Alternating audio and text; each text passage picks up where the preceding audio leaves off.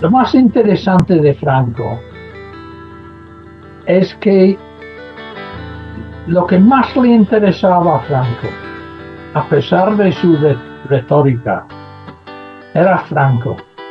O sea, era de un egoísmo no tan espectacular como la de Donald Trump, pero, o sea, es un hombre corrupto, porque primero lo de la memoria histórica, ¿memoria de quién?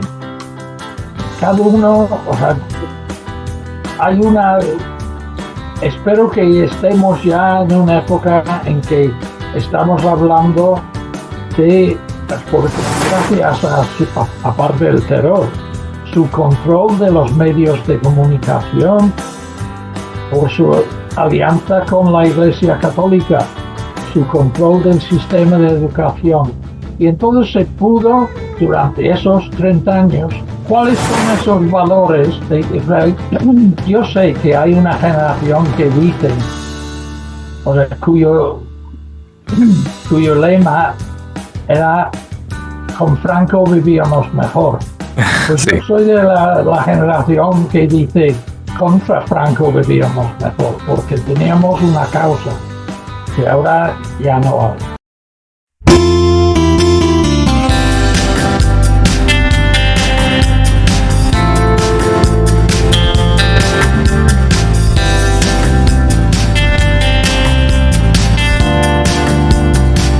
Hola y bienvenidos a un episodio muy especial de mi canal de YouTube Español por Dentro. No es cada día que viene a mi canal un personaje muy destacado que ha dedicado toda su vida en estudiar y escribir sobre España y su historia. Tengo conmigo un invitado desde Inglaterra, Sir Paul Preston. Hola, señor Paul, por estar aquí. Hola, muchas gracias por estar aquí. Sí, muchas gracias por invitarme. Bueno, el honor y el placer es mío, Sir Paul. Sir Paul Preston es un destacado historiador e hispanista británico reconocido internacionalmente por sus estudios sobre la historia contemporánea de España, especialmente sobre la Segunda República, la Guerra Civil Española y el franquismo.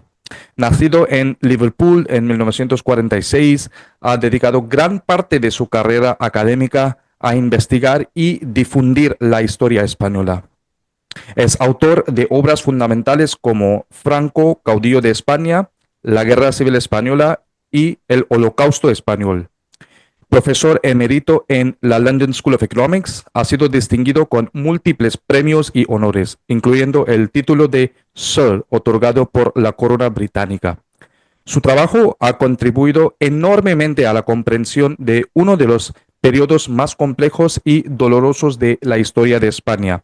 Y algo de esto vamos a aprender. Bueno, las palabras se me escapan cuando tengo que introducir a Sir Paul otra vez. Realmente es un honor y placer tener a Sir Paul Preston.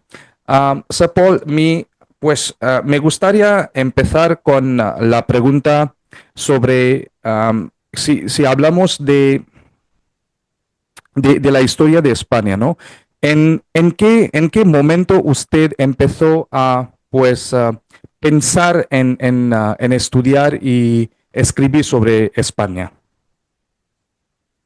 Bueno, fue un proceso eh, tanto gradual como repentino, porque o sea, cuando yo hice mi carrera universitaria, yo era estudiante en Oxford. Y eso, o sea, para un chico, en esa época, estoy hablando de principios de los años 60, en aquel entonces, llegar a una de las universidades de élite en Gran Bretaña, Oxford o Cambridge, para un chico de clase obrera del norte de Inglaterra, era, o sea, era bastante insólito, ¿no? Y además, Oxford, o sea, físicamente, geográficamente, es una universidad, es una ciudad sensacional, una de las maravillas del mundo, lo mismo que es Venecia en Italia o Salamanca en España o Granada. Pero el ambiente no era nada propicio para, o sea, en fin, había muchas cosas que, sobre todo retrospectivamente, no me gustaban. Eh, había mucho prejuicio de clase, por ejemplo. O sea, si uno no era de los grandes colegios, los public schools, que eran todo menos public, ¿no? Era todo lo contrario. Eran colegios privados, carísimos, etcétera. Y había un prejuicio y lo que a mí me fortalecía para pasar esa experiencia era quizás mi orgullo por ser de Liverpool, porque era la época de los Beatles, de toda la música, o sea, de lo que se llamaba The Mersey Beat y todo eso. Y eso me daba lo que en italiano se llama el menefreguismo, ¿no? Fuck you. En fin. Y lo que pasa es que el currículum no era nada apetitoso. O sea, una de las cosas que yo aprendí y yo creo que ha sido un poco mi misión, digamos, en mi carrera universitaria, en mi carrera como profesor, ha sido lo que se puede llamar en inglés research-led teaching. O sea que el que hace investigación y para hacerlo bien, yo creo que hay que tener mucha pasión. Y Ujú. si se puede transmitir esa pasión a la enseñanza, uno puede llegar a ser un buen profesor.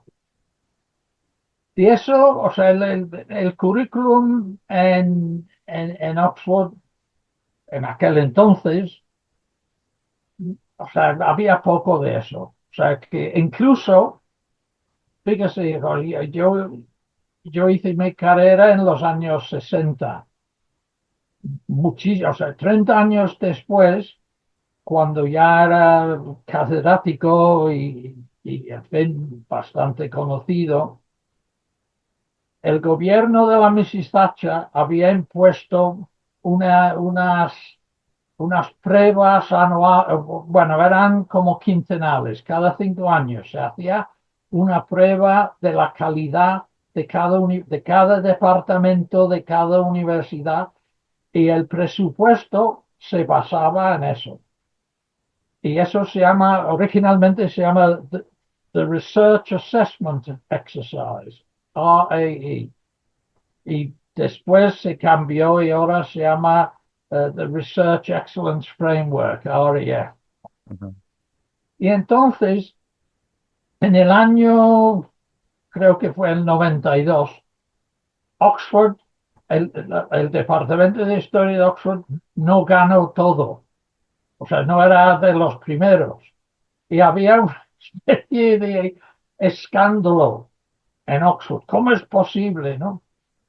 Y no sé si usted sabe que la cátedra más importante de historia en Oxford y en Cambridge se llama The Regius Professorship. Y el The Regius Professor, en aquel entonces, era Sir John Eliot, también hispanista. No sé si le suena. Ujú. Es el gran experto, bueno, ya ha muerto, ¿no? Pero fue el gran experto sobre la historia imperial Ujú. de España, ¿no? Y entonces él organizó una especie de escuadra para investigar por qué había pasado esa mini tragedia. Y lo que nos alucinó, éramos 5 personas y nos reuníamos cada viernes durante casi un año y o sea, hacíamos entrevistas, hablamos con mucha gente, investigamos el currículum.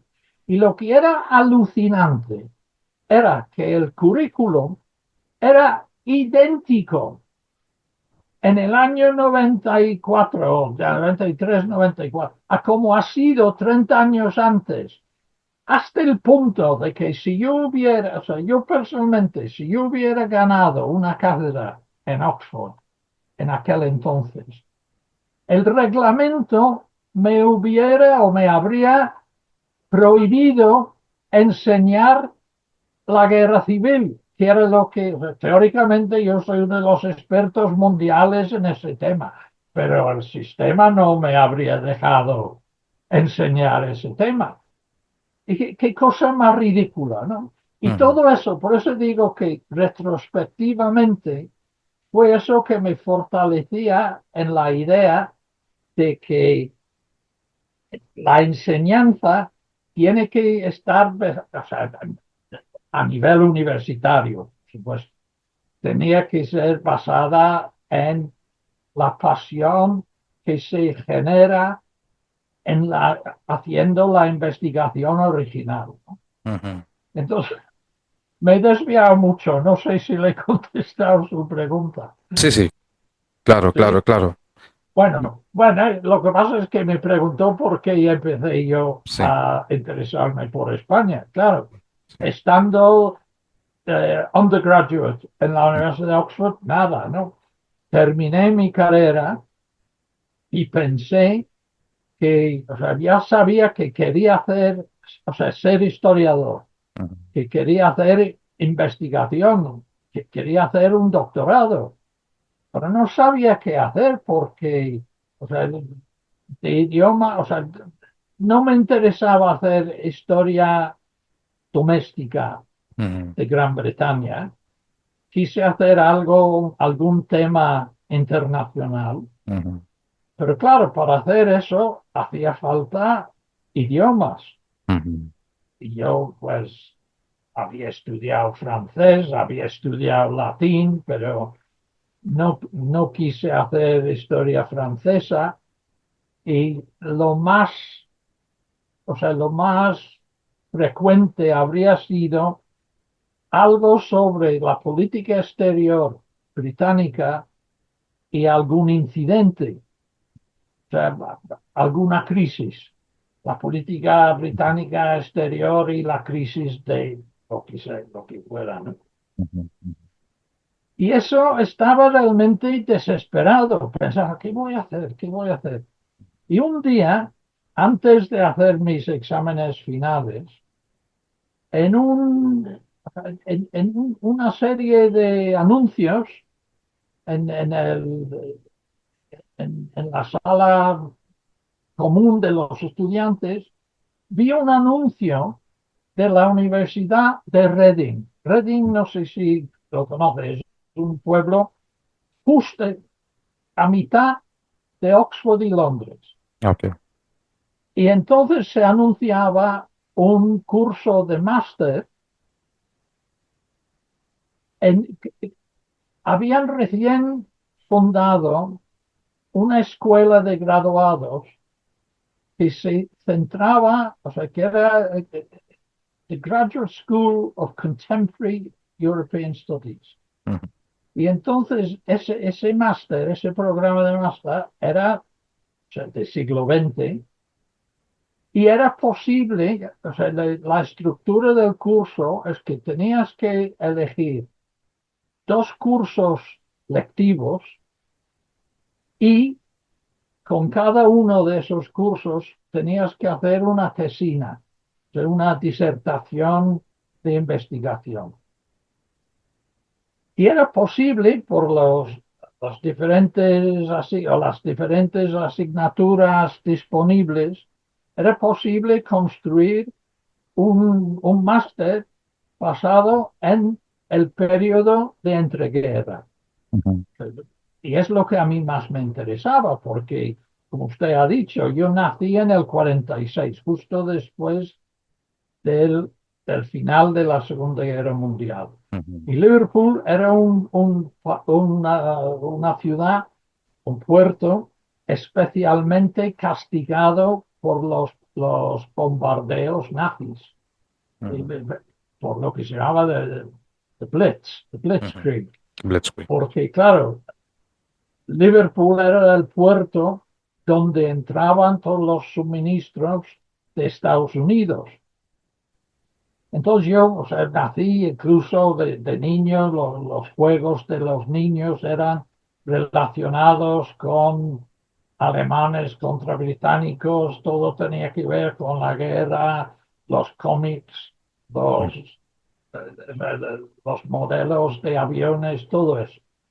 Entonces, uno de los cursos o las asignaturas era la Guerra Civil Española impartida por el gran experto mundial, Hugh Thomas. Y resulta que Hugh Thomas era un profesor sensacional, era realmente inspiracional. Y entre, o sea, éramos un grupo pequeñísimo, éramos 4 alumnos, pero con frecuencia, no cada semana, pero muchas semanas, él invitaba a una figura, o sea, un día era el almirante británico que había ayudado a romper el asedio de Bilbao. Otro día trajo el único británico que había luchado en la Legión Cóndor del Tercer Reich en España. Era fascinante, ¿no? Y claro, lo que pasa es que yo, claro, empecé a apasionarme por la Guerra Civil Española, empecé a leer, leí todo lo que pude leer Ujú, en inglés y todo eso lo agoté enseguida y me di cuenta de que tenía que aprender español. ujú. Y eso empecé pues yendo al bar estudiantil para mezclarme con estudiantes españoles y curiosamente los de Colombia. Ujú. Me- me- Tuve un grupo de amigos que eran de Colombia y claro, como sabrá usted, Colombia es quizás el país de latinoamericano, de Latinoamérica donde mejor se habla castellano, ¿no? Ujú. Y luego, pues, fui a España, tuve que ir a España, y claro, me enamoré del país, de todo. Ujú. Porque hay que recordar, que estoy hablando del año 69. Ujú. En el año 69, eso era 30 años después de la guerra, del final de la guerra civil. Sí. Era todavía la dictadura del general Franco. Ujú. O sea, era muchísimo más cercano cronológicamente a la España de los años 30 que es ahora. Ahora es otro mundo, es otro universo. Sí. Eh, y todo, me fascinaba todo. O sea, andabas por la calle, por la acera y los olores, había artesanos trabajando en la acera. Ujú. Había, y luego fui a un pueblo del sur, en Málaga, y fue una experiencia realmente mágica, porque la idea, ellos, claro, había empezado el, el boom del turismo británico y todo eso, pero lo que no conocían era un británico que quiso aprender su idioma. Y eso yo casi me convertí, o sea, sin, no era mi intención, pero me convertí en una especie de cabaret diario, porque yo iba a tomar un café en el bar del pueblo Ujú. y venía la gente a ver si había mejorado mi español durante la noche. Y, y claro, o sea, era un- una contradicción, o sea, contra mi experiencia en Francia, Ujú. donde, o sea, el desprecio de la gente si no hablabas como si fueras un académico de la lengua. Ujú. En España a la gente o sea, te acogían con cariño, con entusiasmo y todo era sea, para alentarte a mejorar y todo eso. Y claro, para un estudiante de idiomas, eso es lo mejor. Y Mm, claro, o sea, yo hablo español, nunca he estudiado español. Y lo mm, gracioso es que a lo largo de mi carrera me han ofrecido cátedras de ujú. español, de lengua y literatura españolas. Yo nunca he estudiado ni uno de ellos. Claro, me, me-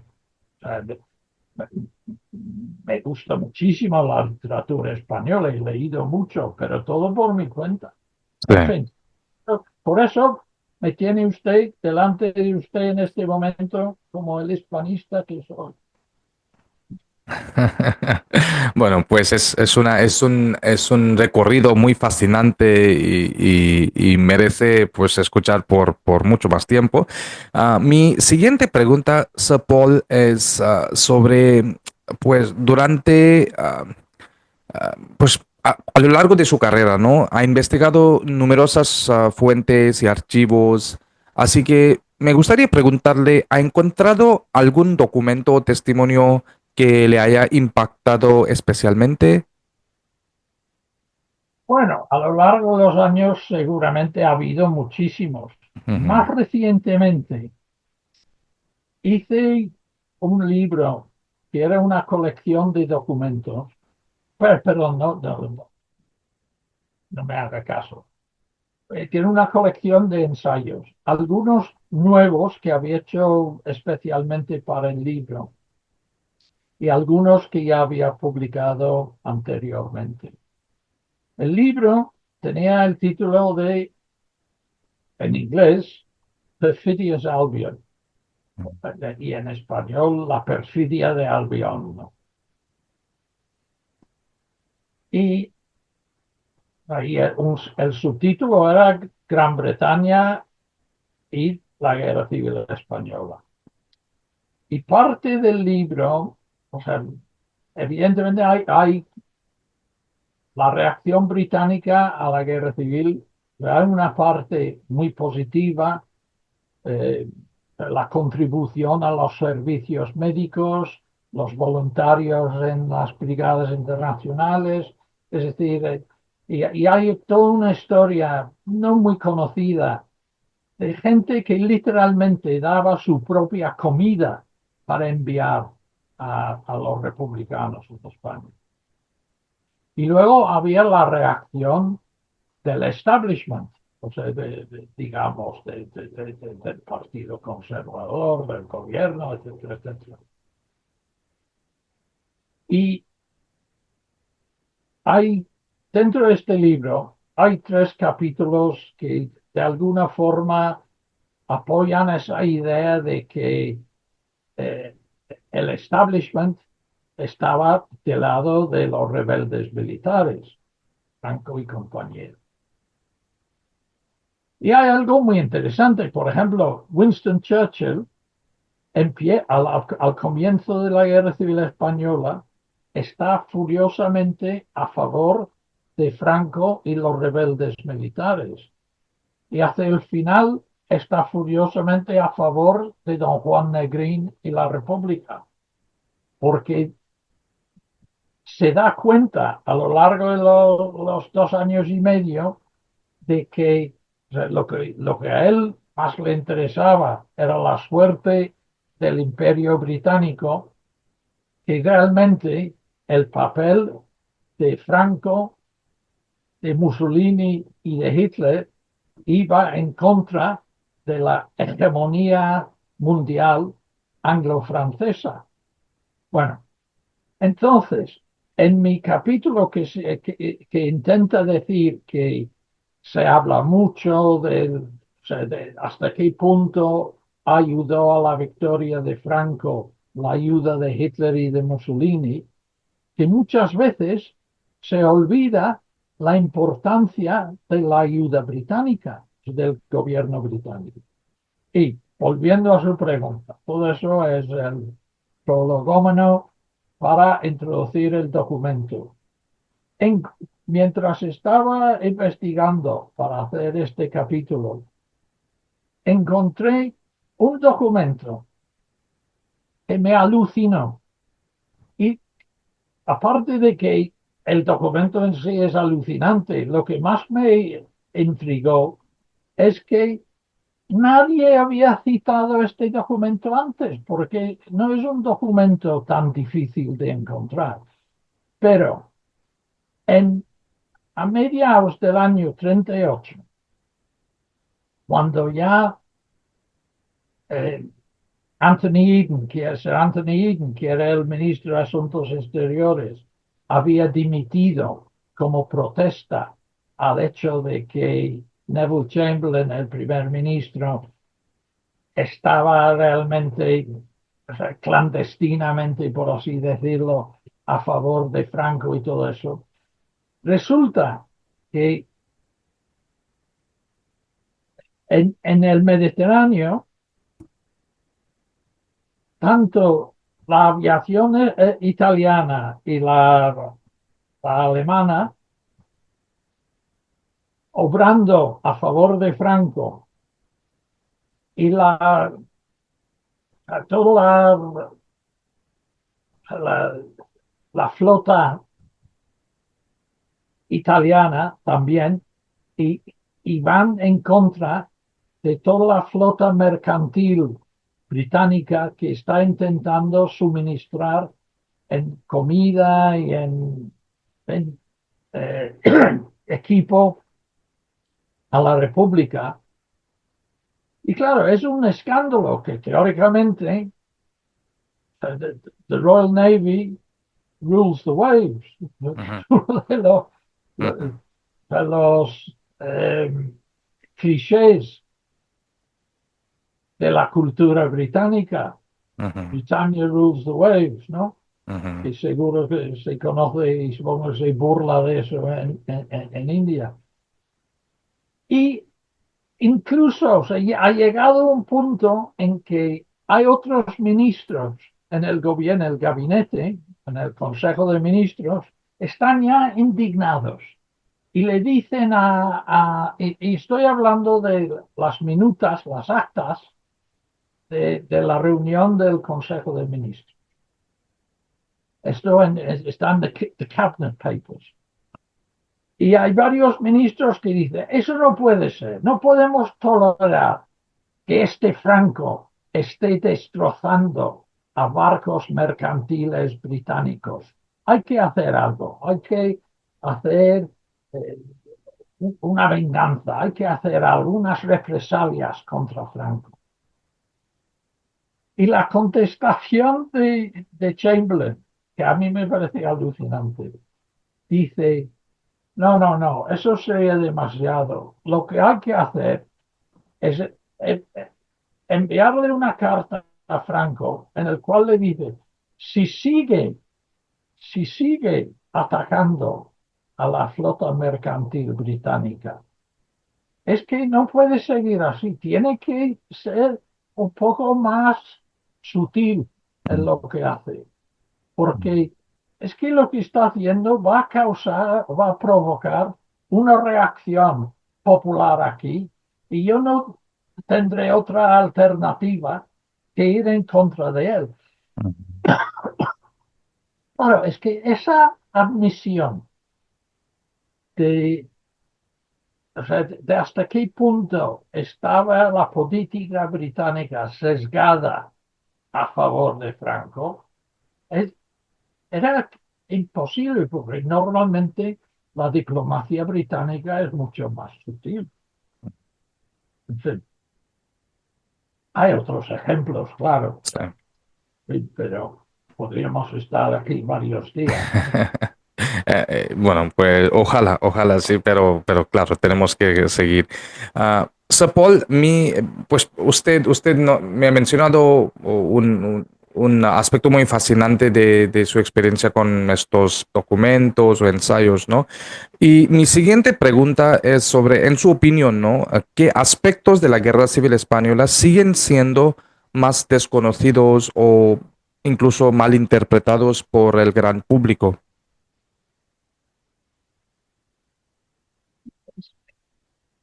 Yo no sé, o sea, supongo que en tanto en cuanto es posible hablar del gran público, supongo que el gran público, o sea, ¿qué gran público?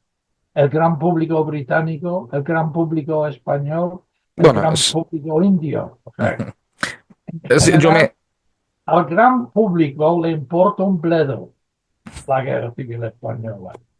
Y eso, por supuesto, hay mucho más interés en España que en cualquier otro sitio. Y realmente hay cosas, por ejemplo, en ese libro que he estado describiendo, Perfecti Salvia, uno de los capítulos es un análisis muy crítica del libro de George Orwell, Homage to Catalonia. ¿Por qué? Porque Homage to Catalonia es posiblemente el libro que más se ha leído sobre la Guerra Civil Española.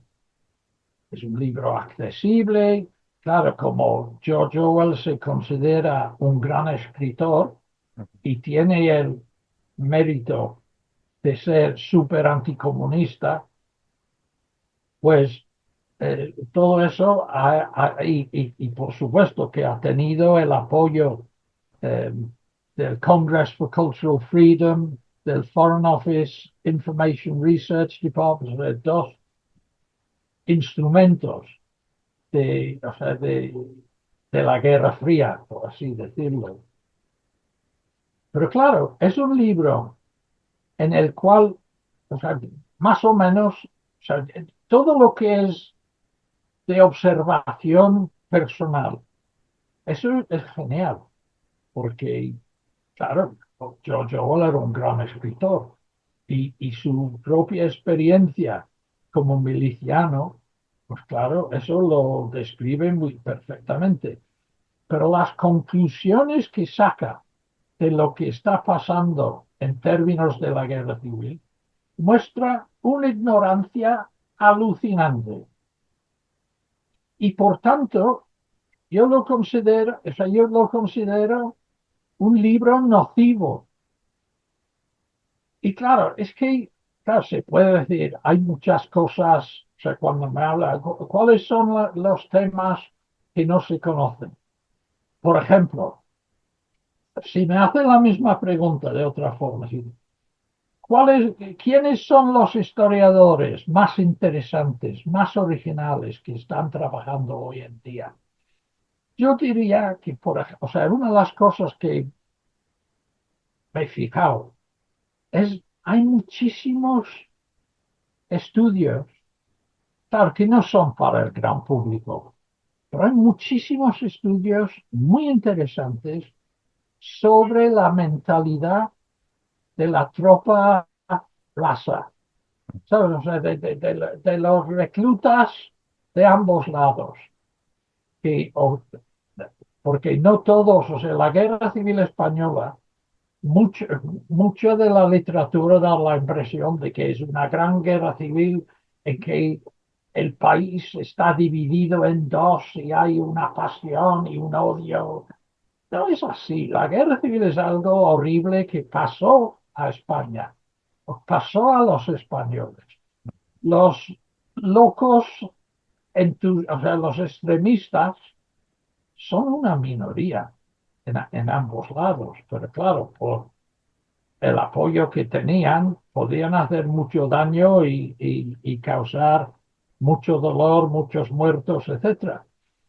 Pero entre toda esa literatura sobre el soldado normal, humilde, etcétera, hay un libro para mí sensacional de un joven, bueno, ya no está joven, pero es un historiador español, pero que trabaja en una universidad británica, en la Universidad de Bath, se llama Jorge Marco.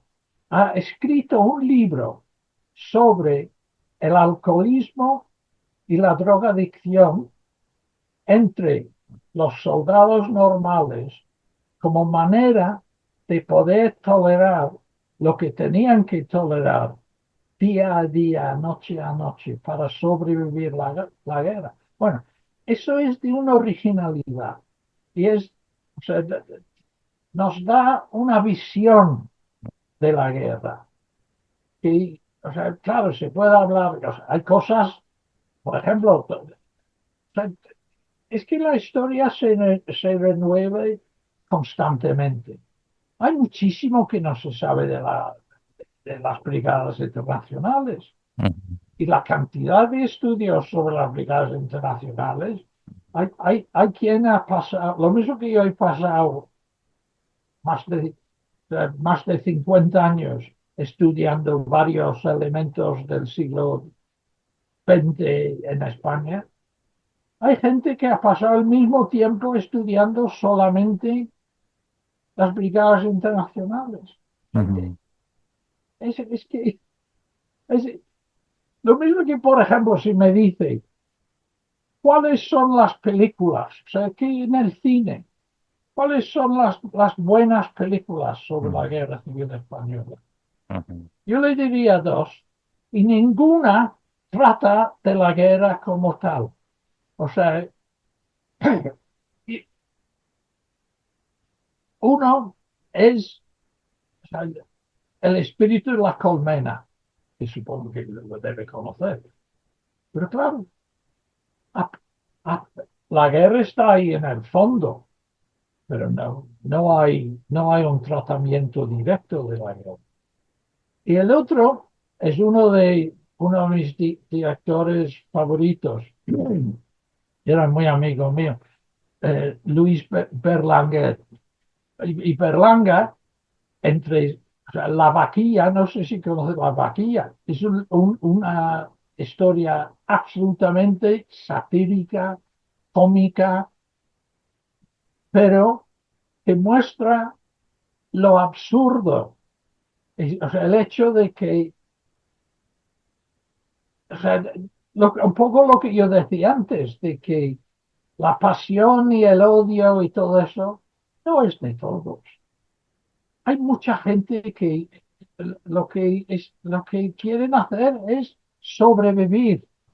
Eso, con sobrevivir ya basta, ¿no? Sí, bueno, muy fascinante, Sir Paul. Y bueno, pues pasando a la figura de Franco ahora, usted ha escrito extensamente sobre la figura de Franco, ¿no? Así que, ¿cuál cree que fue el mayor error de su régimen y su mayor acierto, si es que hubo alguno? Bueno, claro, yo no solamente hice la gran biografía que se puede ver aquí sobre Franco, sino que yo creo que muchos de mis libros abundan en otros aspectos que a lo largo de los años, pues más recientemente, Arquitectos del Terror, que es un libro sobre los compinches de Franco y todo lo que hicieron para justificar el terror, ¿no? Yo creo que lo más interesante de Franco es que lo que más le interesaba a Franco, a pesar de su retórica, era Franco. O sea, era de un egoísmo no tan espectacular como la de Donald Trump, pero, o sea, es un hombre corrupto que hace una fortuna estando en el poder, que una colección de propiedades o sea, en este sentido, el esfuerzo que invierte en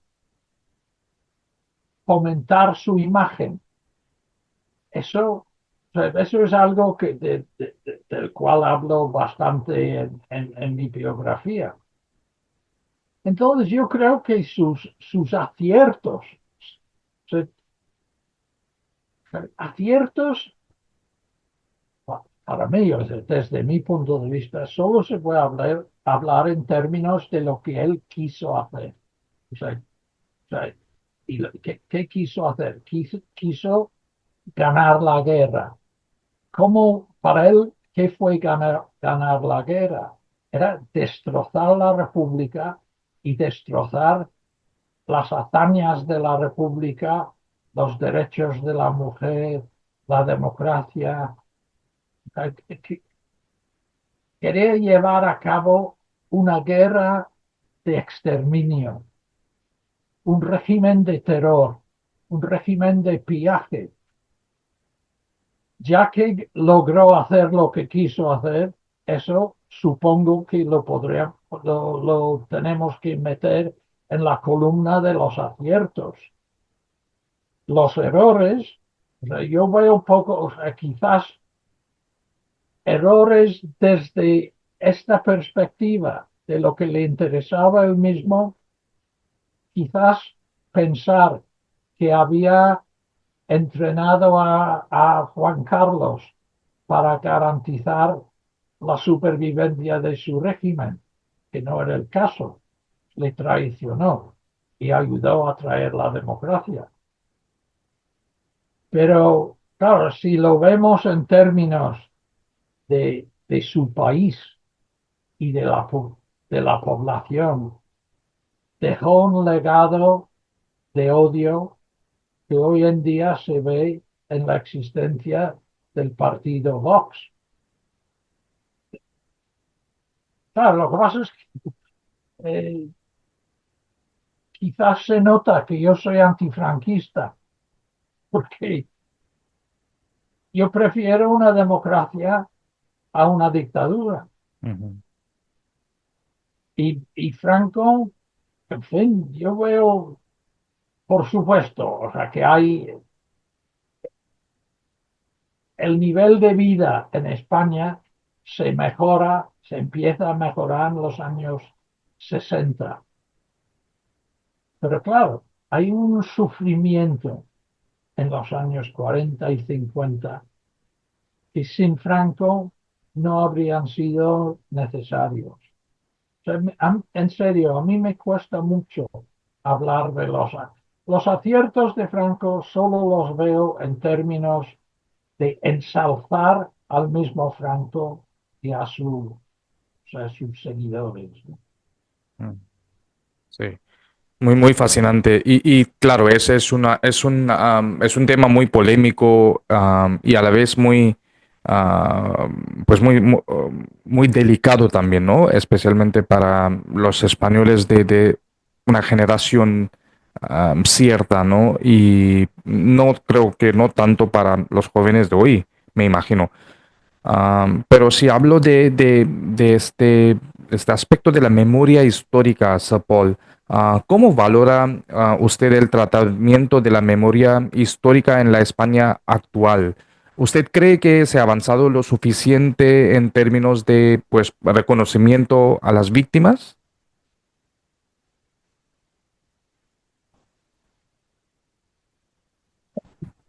Eso es muy difícil, porque primero lo de la memoria histórica, ¿memoria de quién?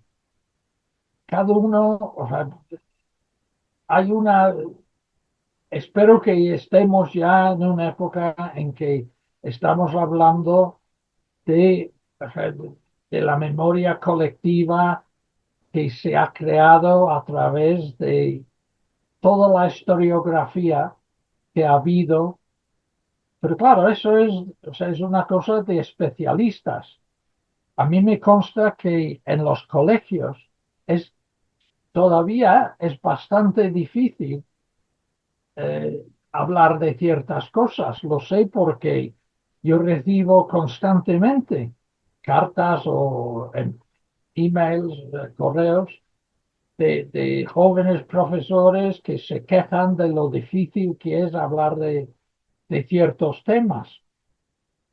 Y es muy difícil. Por ejemplo, ahora mismo, como se sabe, este año se ve el 50 aniversario de la muerte de Franco.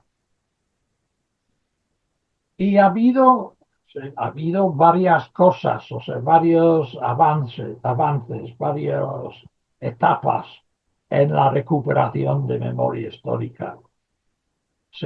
Finalmente se ha excavado o exhumado Ujú. el cadáver de Franco. Pero claro, es que uno de los aciertos de Franco, aparte o sea, aciertos para asegurar su propia permanencia en el poder. Entonces, lo primero, el terror. Hizo una inversión de terror que garantizó la pasividad de la oposición.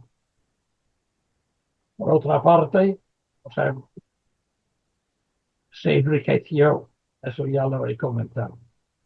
Pero lo que sí era muy importante es que mientras en los otros países, se proeje, Japón, Italia, Alemania, había un proceso como consecuencia de la ocupación por las fuerzas aliadas de reeducación, de lo que podríamos hablar de desnazificación, que fue muy difícil y muy dramático en cada uno de esos tres países.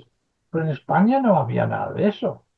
Franco, o sea, pudo manipular a las grandes potencias por todo el ambiente de la guerra civil, perdón, de la Guerra Fría, y lo que hizo era, o sea, a partir del final de la Segunda Guerra Mundial, un lavado de cerebro nacional, porque gracias aparte del terror, su control de los medios de comunicación, por su alianza con la Iglesia Católica, su control del sistema de educación. Y entonces se pudo, durante esos 30 años, crear la idea de que Franco era el gran salvador de España. Y cuando murió y empezó el proceso de transición a la democracia, y cuando finalmente empezó un sistema democrático en el año 77, no hubo un contralavado de cerebro. ¿Por qué? Porque fue una democracia. En la democracia no se hace eso. Hay libertad de expresión, no el tipo de libertad de expresión de que habla Trump y Musk y compañía. Y por tanto, las generaciones profranquistas que habían absorbido esa idea de Franco el Salvador de España, que era la base de todo lo bien, todo lo bueno que había en España, se debía a Franco. Eso es el legado. ¿Y ahora qué pasa? O sea, estamos en el 50 aniversario y el gobierno de Pedro Sánchez quiere hacer, o sea, celebrarlo o conmemorarlo como 50 años de libertad. Y eso resulta que es muy polémico, porque o sea, hay quien piensa que eso, no sé, porque eso implica hablar mal de Franco. Bueno, quien haya estudiado el régimen de Franco sabe, y yo que he escrito tanto sobre el régimen de Franco como sobre la democracia, hay una diferencia. Y la diferencia es que con el régimen de Franco no había libertad y con la democracia sí. Bueno, sí, es muy fascinante lo que dice usted bueno, pues yo conozco bueno, a través de mis experiencias, Paul, en España, hablando con gente y hay un cierto grupo de la gente que, claro, ahora es mucho más mayor en edad y ellos piensan que por una razón u otra, en la época de Franco, pues fue mucho mejor que pues la época después, porque creo ese categoría o ese grupo de gente creía que al menos, aunque sí había dictadura en la época de Franco, pero al menos ah, no había tanta, pues, ah, tanto el rompimiento de los valores, ¿no? Y, bueno, pues el aspecto de nudismo y todo eso que pues llegó a España, la movida madrileña, ¿no? Que llegó justo después de la época de Franco. Y para cierta generación, cierto grupo de edad de gente, eso no, a ellos no les gustaba este cambio, ¿no? Especialmente con películas de como Pedro Almodóvar, por ejemplo, pues enseñaban un aspecto más oscuro de la sociedad o un aspecto más libre de, ¿no? Libertad libertad de sexualidad, ¿no? Y todo eso. Y por eso, pues creo que es muy polémico lo que también dice usted. ¿Qué piensa usted sobre este? Bueno, pues no es plan de mis preguntas, pero se me ocurrió. ¿Qué piensa usted sobre esta movida madrileña que llegó justo después de Franco? No, claro, eh, ¿cuáles son esos valores? O sea, yo sé que hay una generación que dice, o sea, cuyo lema era con Franco vivíamos mejor. Pues yo Sí. soy de la generación que dice contra Franco vivíamos mejor, porque teníamos una causa que ahora ya no hay, ¿no? Mm. Y hablar de los valores, claro, para todos, todo parecía mejor en el pasado, para mucha gente. O sea, por ejemplo, si me habla, el otro día me hicieron de un canal español, me hizo una entrevista, poco como esta, pero lo que querían hablar eran de los valores británicos. Y claro, los valores británicos que valían la pena, esos valores los destrozó Mrs. Thatcher. O sea, los valores de solidaridad, de consideración por el otro, todo eso acabó con eso Thatcher, porque decía que, claro, más o menos su lema era greed is good. Bueno, pues lo mismo, ¿cómo se va a hablar? O sea, ¿cuáles son de qué valores se habla para ensalzar el franquismo? Quizás la seguridad eh, en la calle, porque claro, en un estado de policía, que era el caso con Franco, eh, o sea, la policía armada, los grises, eh, la Guardia Civil, efectivamente, sí, había poco crimen callejero en época de Franco. ¿Eso es mejor que lo de hoy? Por supuesto, es mejor. Y yo, claro, cada vez que soy más anciano, pues aprecio la seguridad callejera, ¿no? Lo de la movida, bueno, o sea, yo toda la época de Chueca y donde se hacía o sea, eso fue en una época cuando yo era estudiante en Madrid. Claro, es la zona donde que yo iba. Pero claro, cuando ya pasó a ser una zona de droga y todo eso yo no era mi Chueca, no era mi, o sea, claro, es muy difícil hablar en términos generales sobre los valores y todo eso. A mí,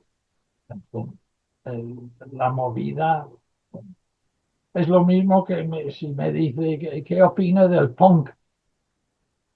Lo siento, yo soy más de Mozart. Sí, sí, sí. Bueno, pues mi siguiente pregunta, Sir Paul, es sobre, bueno, es una pregunta hipotética, ¿no? Si pudiera entrevistar a cualquier personaje clave de la historia de España del siglo XX, ¿a quién elegiría y qué le preguntaría? Bueno, yo le diría, o sea, de entrada le diría una cosa. O sea, a lo largo de mi carrera, mis investigaciones, yo he conocido a bastantes eh, novelistas y también políticos. Y una de las cosas que digo con mucha frecuencia cuando hablo, por ejemplo, de la época de la guerra civil, yo entrevisté, por ejemplo, a José María Gil Robles, el jefe de la CEDA, digamos, el partido más importante de centro derecha, tirando a muy de derechas.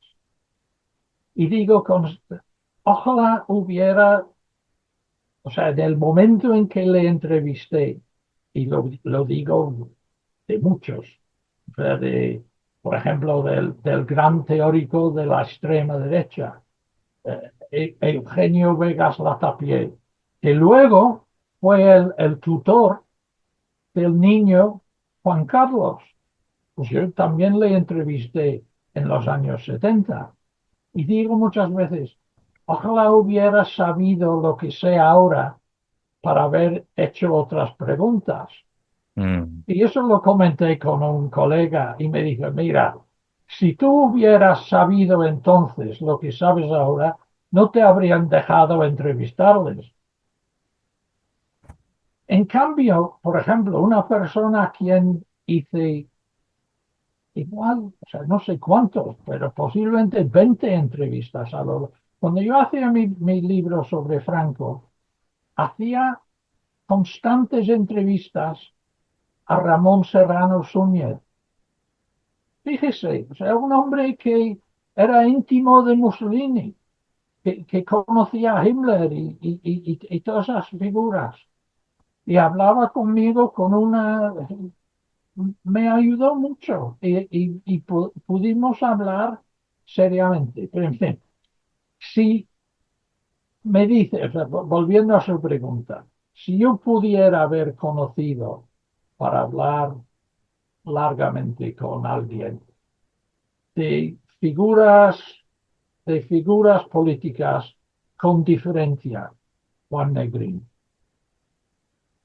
o sea, con Juan Negrín. Juan Negri. Mm.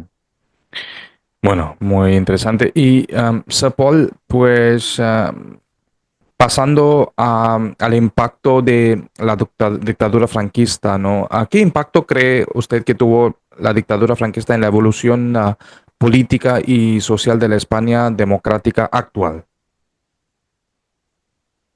Bueno, evidentemente o sea, hay el elemento de reacción a todo lo que supuso eh, las limitaciones y la represión durante el franquismo, y eso creo que dio, sobre todo al comienzo de la democracia, un valor a la democracia y a la libertad.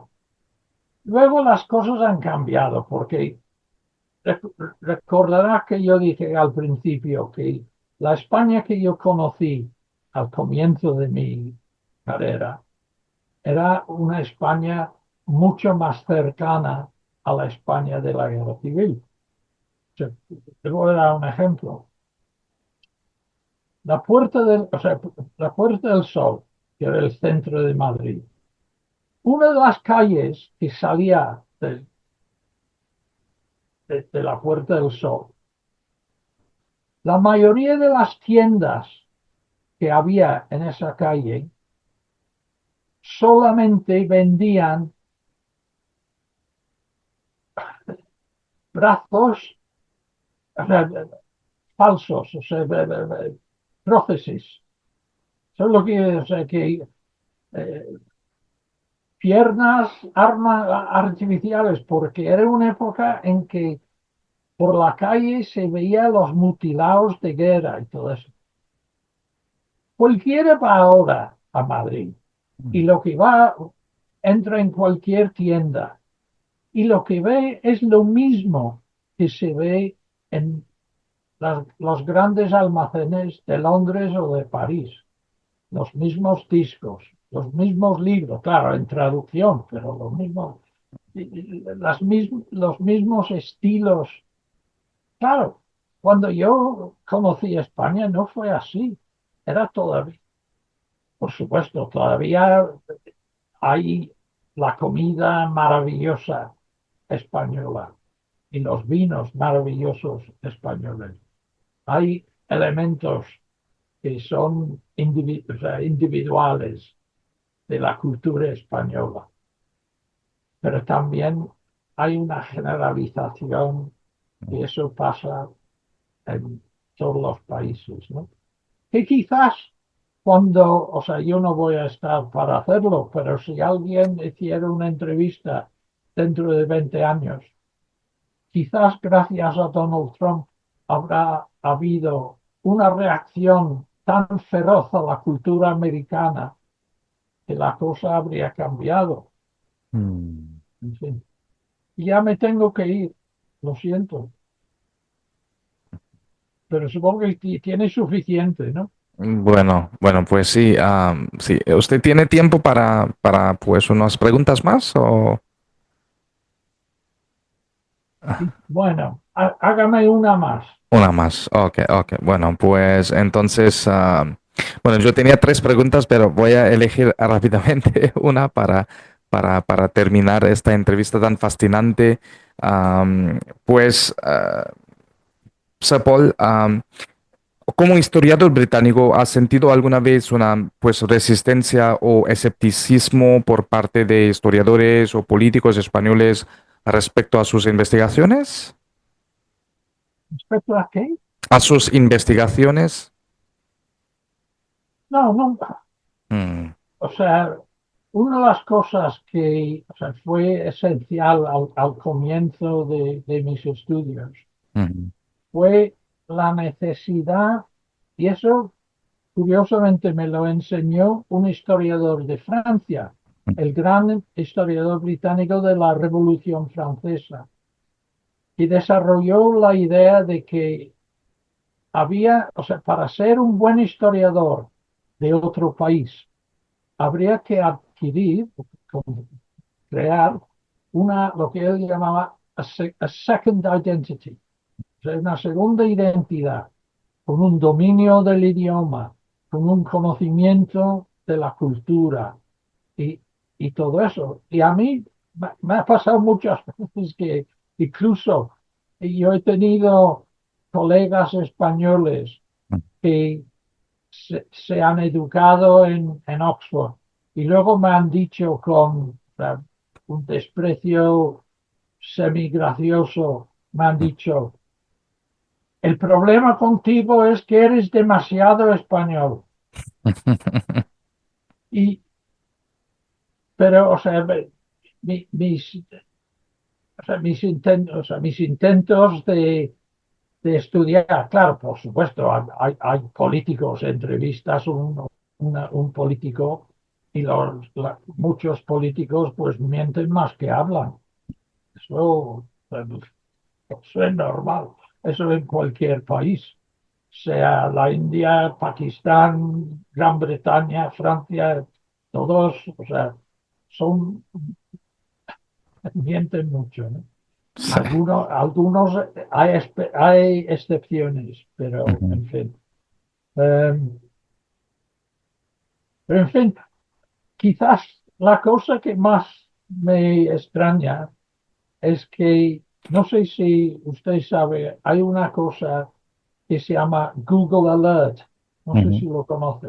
ujú. Google Alert es una cosa que uno cualquiera puede registrarse en eso y es un algoritmo que si hay una mención de uno en la prensa en cualquier parte del mundo, te lo dice.